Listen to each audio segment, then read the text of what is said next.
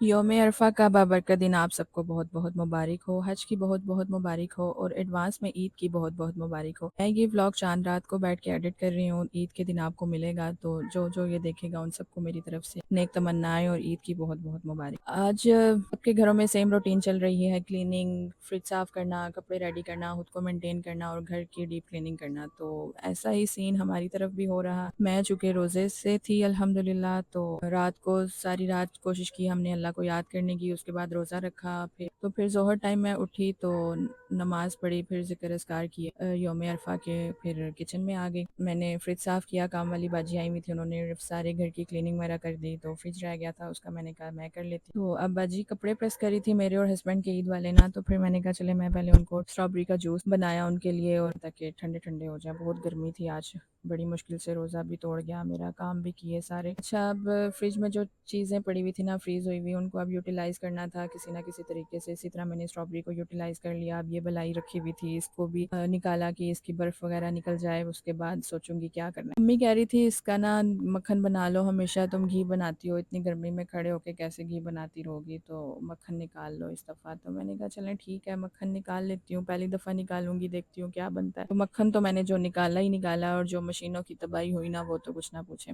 खैर at the end मक्खन बहुत मज़े का बन के रेडी हो गया, जिसकी वजह से मैं अपने सारे दुख भूल गई। अच्छा, उसके बाद ये एक और फ्रिज हमारे पास रखी हुई है स्पेयर, तो इसको हम यूज़ नहीं करते। ईद के दिन या ज़्यादा कोई ज़रूरत पड़ जाए फिर यूज़ कर लेते हैं इसको। आज मैंने खोला, साफ़ वगैरह किया, क्योंकि गर्मी इतनी है, बर्फ़ बनानी होती है, बाकी भी कुछ फ्रोज़न आइटम्स होती हैं रखने की, तो गोश्त रखा हो तो बाकी मसले हो जाते हैं चीज़ें रखने के। तो वो भी रेडी किया सारा, फिर खाना बनाया, भिंडी गोश्त बनाया। मुझे डॉक्टर ने चिकन मना की हुई थी, तो मैंने अपने लिए अलग से मसाले वाली भिंडी बना ली, बाकी सबके लिए भिंडी गोश्त बनाया। फिर मैंने खाना खाया, उसके बाद फिर मैं बाज़ार चली गई, अपने बेटे की ईद की शॉपिंग अभी मेरी पेंडिंग थी। गर्मी इतनी पड़ रही है कि शॉपिंग करने का दिल ही नहीं कर रहा था, तो उसके कपड़े मैं आज ही लेके आई हूँ। वो लेके आने के बाद फिर मैंने ये मक्खन निकाल के ना रख के चली गई थी, तो बस इसकी जो ये लस्सी बच जाती है ना, तो अम्मी ने कहा था इसको फ्रीज़र में रख दो, इसमें मज़ीद जो मक्खन होगा ना वो ऊपर आ जाएगा, तो वो बाद में निकाल लें। तो ऐसा ही हुआ, अम्मियाँ जो हमेशा ठीक कहती होती हैं, तो अम्मी की बात मैंने मानी, इसको फ्रीज़र में रखा, तो ये मज़ीद जो मक्खन था काफ़ी सारा वो भी निकल गया। अब बाकी बच गई थी लस्सी, अब मुझे तो नहीं पता था इसका क्या करना है। अम्मी कहती हैं इसको यूज़ कर लेते हैं, इसको पी लेते हैं। मैंने कहा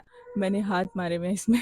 अम्मी कहती हैं तुम्हारे हाथ कौन सा गंदे थे, इसको पिया जा सकता है। तो मैंने कहा देख लें, आपको जो ठीक लगता है आप कर लें। तो बाद में ये देखें इतने मज़े के पेड़े मक्खन के बन के रेडी हुए ना, मैं तो इतनी खुश हो रही थी, एक्साइटेड हो रही थी देख देख के, और अम्मी से मैं हंस रही थी, देखिए आपकी बेटी कितनी सुगड़ हो गई है, मक्खन भी इतना अच्छा निकालना आ गया अब मुझे। खैर ये 3 किलो के करीब मक्खन निकल के आया था, तो अब मैं इसको एयर टाइट कंटेनर में प्रिजर्व कर रही थी। अब फ्रिज में रख देंगे, जिसको जैसे जैसे अच्छा लगेगा तो यूज़ करते रहेंगे। तो इसी तरह बचत करनी चाहिए, भलाई इतनी होती है ना दूध पे, उसको जमा करते रहें, कभी घी बनाए कभी मक्खन बनाए। बाजार से ये चीज़ें एक तो हालिस भी नहीं होती, महंगी भी इतनी मिलती हैं, तो घर में अच्छा है ना अपनी नज़र के सामने अपने हाथों से साफ़ सुथरी बंदा चीज़ बना के तो वो यूज़ करे। तो ये काम भी हो गया। उसके बाद फिर मैंने अपने लड्डू के कपड़े निकाले, सबको दिखाए, और उसके बाद मैंने इनको प्रेस किया, हैंग करके लटकाया। तो अब मैं आपको इसके कपड़े भी दिखा देती हूँ। ये शलवार कमीज़ ना इसकी पप्पो ने बेची थी काफ़ी महीने पहले, तो ये अभी तक यूज़ नहीं हुई, तो मैंने इसकी शलवार कमीज़ मज़ीद नहीं ली है, काफ़ी सारे इसके ऑलरेडी हैं। तो ये मैंने कहा एक रीत कायम रह जाएगी ना कि ईद पे पहले शलवार कमीज़ पहनी है, बाद में कुछ भी पहन लेगा। ये काफ़ी सारी मैं इसके ड्रेसेस ले आई थी, तो इसमें से आप देख लेंगे। तो बाकी अभी मज़ीद तैयारियाँ मेरी रहती हैं। शीरखुरमा मैं कभी सोच रही हूँ रात को ही बना लूँ, कभी सुबह बनाऊँ, अभी समझ नहीं आ रही। अब